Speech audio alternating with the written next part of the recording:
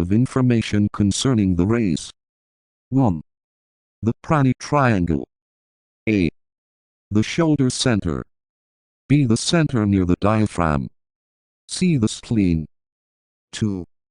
Man controlled from the astral plane. A. The base of the spine. B. The solar plexus.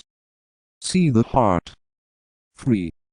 Man controlled from the mental plane. A. The base of the spine. B. The heart. C. The throat. 4.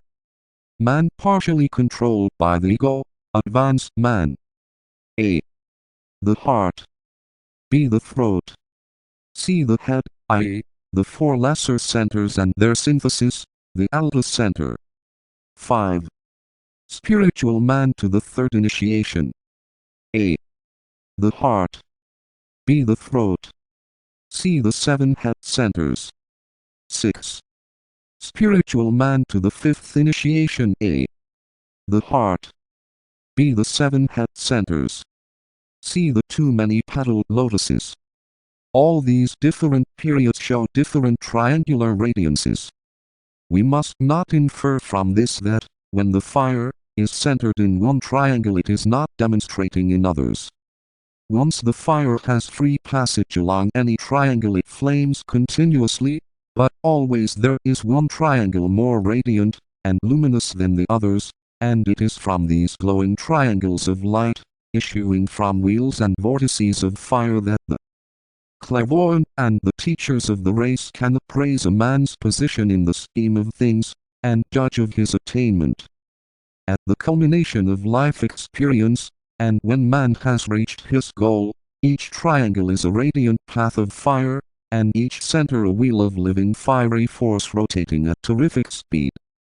The center at this stage not only rotates in a specific direction, but literally turns upon itself, forming a living, flaming iridescent globe of pure fire, and holding within it a certain geometrical shape, yet withal vibrating so rapidly that the eye can scarcely follow it. Above all, at the top of the head will be seen a fiery display that seems to put all the other centers into insignificance. From the heart of this many-petal lotus issues a flame of fire with the basic hue of a man's ray. This flame mounts upward and seems to attract downward a sheet of electric light, which is the downflow from the spirit on the highest plane. This marks the blending of the fires, and the deliverance of man from the trammels of matter. We might now note that the evolution of these centers of force can be portrayed, not only in words, but under the same 5 symbols that have so often a cosmic interpretation. 1. The circle. At this stage the center is seen simply as a saucer-like depression, as Mr. Cwleadbater expresses it, of dimly glowing fire, a fire diffused throughout but of no real intensity. The wheel rotates slowly, but so slowly as to be almost inappreciable. This corresponds to the little developed stage, and to the early Lemurian root race, and to that period wherein man was simply animal. All that was being formed was a field for the appearance of the spark of mind. 2. The circle with the point in the center. The center is here seen with the point of glowing fire in the middle of the saucer-like depression, and the rotation becomes more rapid. This corresponds to the stage wherein mind is beginning to be felt, and thus to later Lemurian days. 3. The divided circle. At this stage the point of light in the center of the vortex of fire is becoming more active.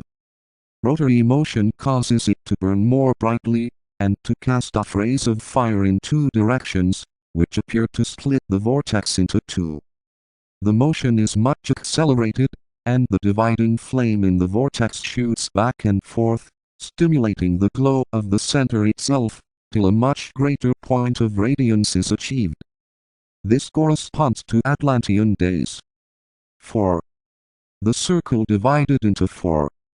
We come now to the point where the center is exceedingly active, with the cross within its periphery rotating as well as the wheel itself, and causing an effect of great beauty and activity.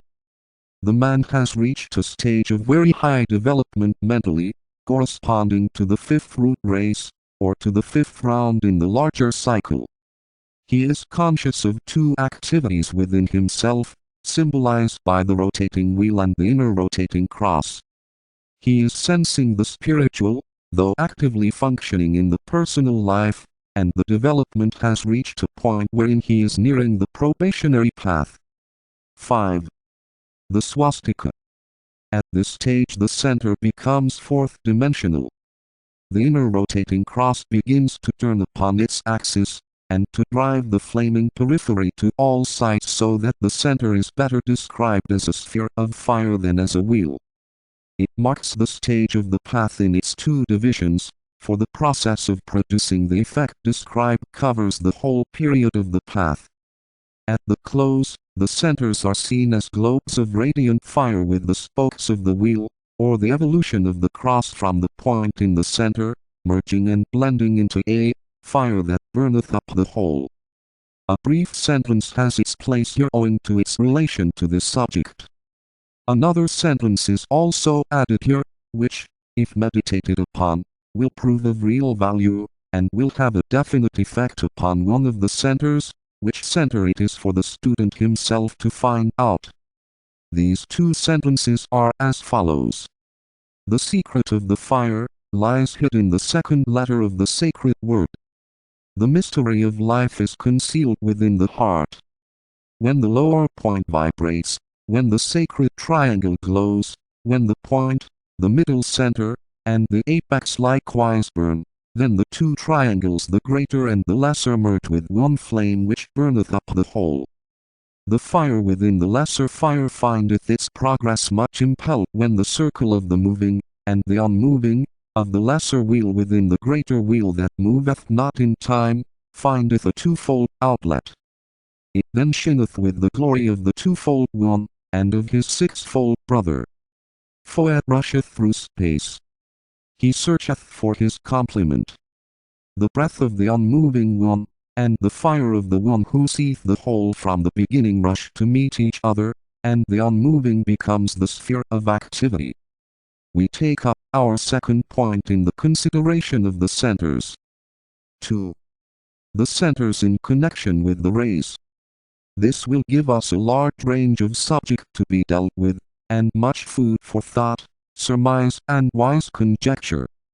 All that is here stated is given simply as basic or foundation facts, upon which may be erected a structure of conjecture, and of logical reasoning, employing the imagination, and thereby effecting two things.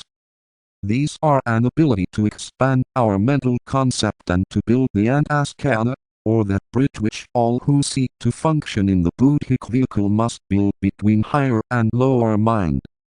Hence the necessity for the use of the imagination, which is the astral equivalent to mental discrimination, and its ultimate transmutation into intuition.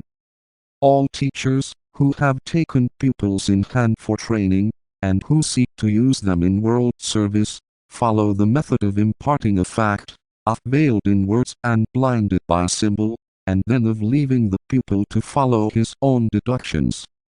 Discrimination is thereby developed, and discrimination is the main method whereby the spirit effects its liberation from the trammels of matter, and discerns between illusion and that which is veiled by it. Not much can be here imparted, as the subject, if dealt with at all fully, would convey too much information to those liable to misuse it. As we know, the evolution of the centers is a slow and gradual thing, and proceeds in ordered cycles varying according to the ray of a man's monad. The life of the pilgrim can be, for purposes of discussion, divided into three main periods: 1.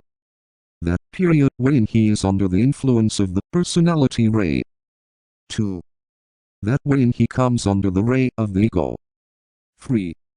That wherein the monadic ray holds sway. The first period is by far the longest, and covers the vast progression of the centuries wherein the activity aspect of the threefold self is being developed. Life after life slips away, during which the aspect of manas, or mind, is being slowly wrought out, and the human being comes more and more under the control of his intellect, operating through his physical brain. This might be looked upon as corresponding to the period of the first solar system, when the third aspect logoic, that of Brahma, mind, or intelligence, was being brought to the point of achievement. 76 The Mahatma Letters to APSINNETT, p. 67.74 Then the second aspect began in this present solar system, to be blended with, and brought out through it. Centuries go by and the man becomes ever more actively intelligent, and the field of his life more suitable for the coming in of this second aspect. The correspondence lies in similitude, and not in detail as seen in time and space.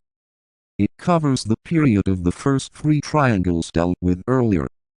We must not forget that, for the sake of clarity, we are here differentiating between the different aspects, and considering their separated development, a thing only permissible in time and space or during the evolutionary process, but not permissible from the standpoint of the eternal now, and from the unity of the All-Self. The Vishnu or the love-wisdom aspect is latent in the self, and is part of the monadic content, but the Brahmi aspect, the activity-intelligence aspect, precedes its manifestation in time. The tabernacle in the wilderness preceded the building of the Temple of Solomon. The kernel of wheat has to lie in the darkness of Mother Earth, before the golden perfected ear can be seen, and the lotus has to cast its roots down into the mud before the beauty of the blossom can be produced.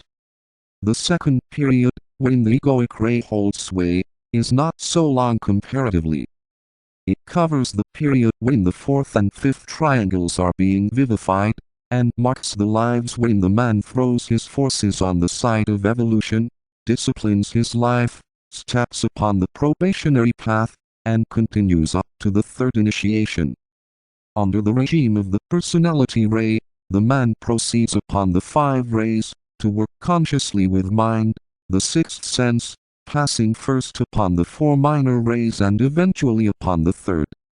He works upon the third ray, or that of active intelligence, and from thence proceeds to one of the subrays of the 2 other major rays, if the third is not his egoic ray.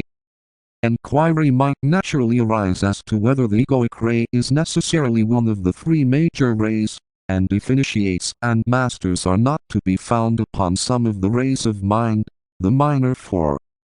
The answer lies here. The egoic ray can always be one of the 7, but we need to remember that, in this astral Buddhic solar system, when love and wisdom are being brought into objectivity, the bulk of the monads are on the love-wisdom ray. The fact, therefore, of its being the synthetic ray has a vast significance. This is the system of the Sun, whose name is love. This is the divine incarnation of Vishnu. The dragon of wisdom is in manifestation, and he brings into incarnation those cosmic entities who are in essence identical with himself. After the third initiation, all human beings find themselves on their monadic ray, on one of the 3 major rays, and the fact that masters and initiates are found on all the rays is due to the following 2 factors. First, each major ray has its subrays, which correspond to all the 7. Second, many of the guides of the rays transfer from one ray to another as they are needed, and as the